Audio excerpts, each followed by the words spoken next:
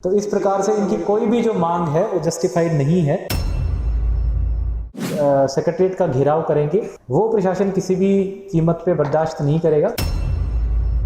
धारा 144 हमने कल के लिए लगाई है। जो कानून तोड़ने की इच्छा से इकट्ठे होंगे या कोई वेपन जैसे लाठी भाला वगैरह लेकर के इकट्ठा होंगे, उनके गैदरिंग पे प्रतिबंध है।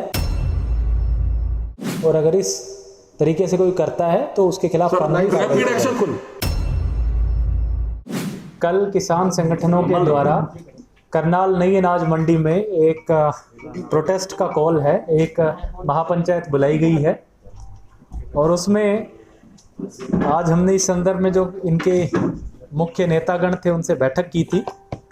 उसमें इनकी तरफ से जो मांगे थी उस पर भी चर्चा हुई है और सरकार का जो स्टैंड था वो भी हमने इन पे बताया है। इनकी मुख्य मांगे ये थी कि जो लोग हैं जिनको 28 अगस्त को बस्ताडा टोल प्लाजा पे जो लाठीचार्ज हुआ था कानून तोड़ने की एवज में, हाईवे जाम करने की एवज में, उस लाठीचार्ज के जो घायल हैं उनको मुआवजा दिया जाए। और एक किसान जिसकी ये कह रहे हैं कि अगले दिन हार्ट अटैक से मौत हो गई, उसको भी मुआवजा मिले। इस संदर्भ में हमने उनको स्पष्ट बताया है कि ये सारे लोग जो है लॉ वायलेटर्स हैं, उन्होंने कानून तोड़ा है, हाईवे जाम किया है, तो किसी भी सूरत में मुआवजे के हकदार नहीं हैं। दूसरा इनका कहना था कि जो अधिकारी कर्मचारी हैं जिन्होंने लाठीचार्ज किया उनके खिलाफ सरकार कार्रवाई करे, तो वो भी हमने इनको स्पष्ट किया, क्योंकि चूँकि स्वाभाविक सी बात है कि इन्होंने कानून तोड़ा, हाईवे जाम किया और हाईवे खुलवाने के लिए जो है मिनिमम बल प्रयोग जितना चाहिए था उतना किया है।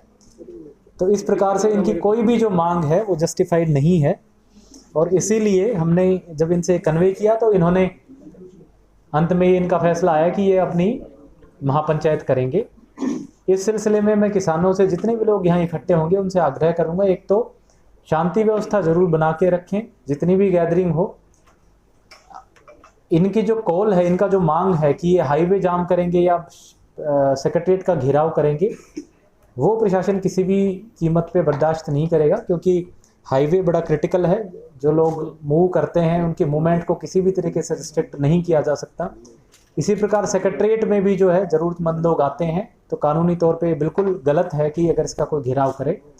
प्रशासन की पूरी तैयारियां हैं, हम किसी भी कीमत पे दोनों चीज़ें नहीं होने देंगे और इसके लिए चाहे जो हमें कार्रवाई करनी पड़ेगी, जो एक्शन लेना पड़ेगा वो लेंगे।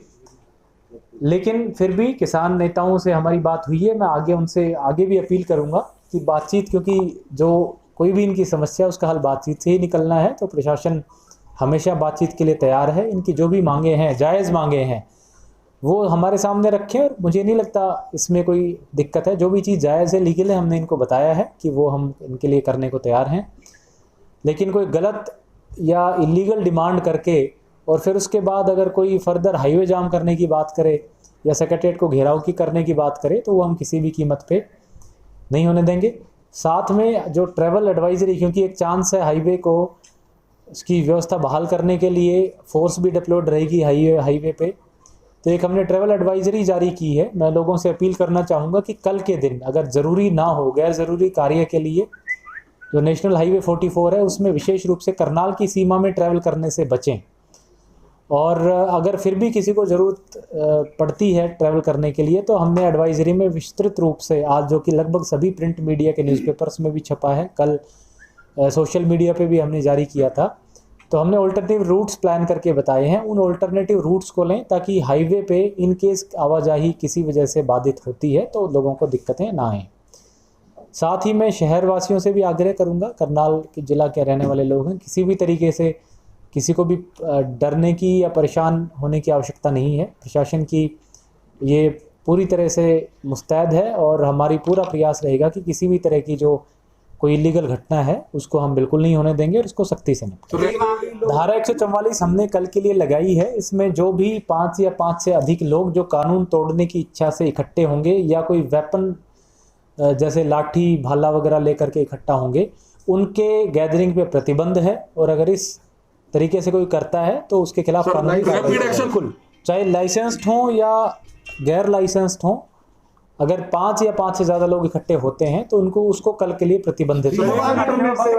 इंटरनेट सेवा हाल ही के लिए करनाल जिले में हमारा बंद करने का प्रस्ताव है, पूरे जिले में, क्योंकि कई बार हमने देखा है कि जो असामाजिक तत्व हैं वो रूमर्स फैलाते हैं। रूमर्स के ज़रिए जो है कई बार लोगों की भावनाएं आहत होती हैं या उनको जो है अननेसेसरी मोबिलाइज करने की कोशिश की जाती है।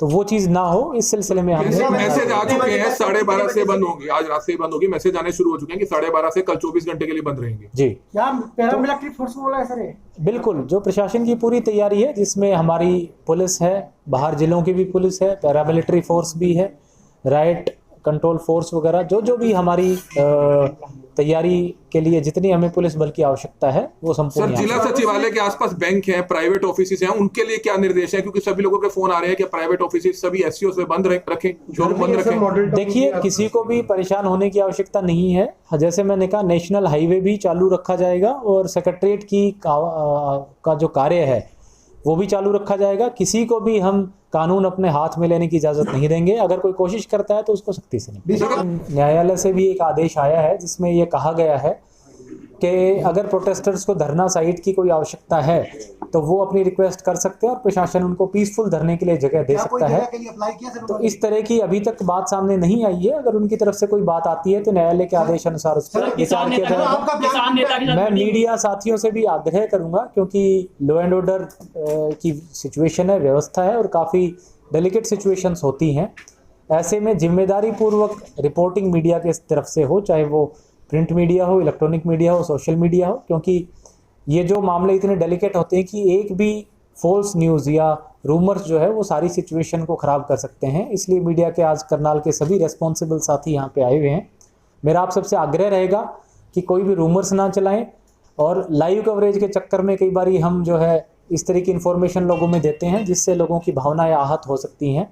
तो वेरीफाई करने के बाद ही, प्रशासन से वेरीफाई करने के बाद ही, या जिस भी सोर्स से जिसको जो आपको ठीक लगे उससे वेरीफाई करने के बाद ही सूचनाएं चलाएं, ताकि लोग आवेश में आकर के लॉ एंड ऑर्डर तोड़ने संबंधी कोई कदम ना उठाएं। जितने भी ग्रुप्स हैं, चाहे वो कमर्शियल ग्रुप्स हैं, इंस्टीट्यूशंस हैं जो सेक्रेटरीट के आसपास के हों, अगर आपको बहुत आवश्यक ना हो तो आप कल के लिए बंद रख सकते हैं, क्योंकि उसमें आपके एम्प्लॉयज़ को कहीं ना कहीं इनकन्वीनियंस हो सकती है। लेकिन मैं स्पष्ट कर दूं कि किसी भी तरीके से प्रशासन की पूरा प्रयास है कि किसी भी तरीके से लोगों को किसी तरीके से परेशान नहीं हो। सबकी मूवमेंट्स चालू रहेगी, सारे स्कूल्स खुले रहेंगे। इस प्रकार का कोई भी जो है आदेश या किसी डायरेक्शंस प्रशासन के द्वारा नहीं दी गई हैं। अगर समय रहते आगे कुछ इस तरह की डायरेक्शंस आती हैं तो हम जो हमारा पब्लिक रिलेशंस डिपार्टमेंट है उसके थ्रू समुचित रूप से प्रेस नोट सभी मीडिया के साथियों को दिलवाएंगे। और प्रशासन के जो सोशल मीडिया साइट्स और जो ट्विटर और फेसबुक अकाउंट्स है वहां पे किसानों की मांगों में से कोई भी कानून तोड़ेगा तो उस पे उसको कानून को सख्त तोड़ने वाले को सख्ती से नोटेंगे। डाइवर्ट किए गए जो इमरजेंसी व्हीकल है, एम्बुलेंस है, उनको जो इमरजेंसी व्हीकल्स हैं वो अगर सीधे रास्ते से आना चाहते हैं बिल्कुल आएँ। जैसा हमने कहा, हम हाईवे की कार्रवाई किसी भी कीमत पे नहीं रोकने देंगे। फिर भी 1% चांसेस हैं कुछ समय के लिए अगर पुलिस फोर्स और प्रदर्शनकारियों में झड़प होती है तो हो सकता है हाईवे कुछ समय के लिए बंद रहे। इसलिए एडवाइजरी के तौर पे हमने रूट डाइवर्जेंस की ड्यूटीज लगाई की कोई बात नहीं है। अगर किसान संगठनों की तरफ से जो भी मांगे आती है, जैसे मैंने कहा, जब भी मांगे आएंगी उन पे बैठ कर बातचीत किया जाएगा और अगर बातचीत से जो हल निकलेगा वो हल निकलेगा। ऐसे लोगों को क्या डिटेन क्यों नहीं किया? जैसे भी आवश्यकता पड़ेगी कानून व्यवस्था को बहाल रखने के लिए व्यवस्था की जाएगी। आपकी बयान कंट्राडिक्टरी, आप कह रहे हैं कि धारा 144 लगा दी गई है और उसके बावजूद आप कह रहे हैं कि अगर वो शांति से महापंचायत करना चाहते हैं तो करें। जब धारा 144 लगा दी, जो भी लोग कानून व्यवस्था तोड़ने के लिए, अगर आप धारा 144 का आदेश ठीक से पढ़ेंगे तो उसमें लिखा है कि 5 या 5 से ज्यादा लोग अगर कानून तोड़ने की दृष्टि से इकट्ठे होते हैं तो जिस समय हमें ये लगा कि ये कानून तोड़ रहे हैं उस तब समय उनके खिलाफ कार्रवाई भी करेंगे और 144 के तहत कार्रवाई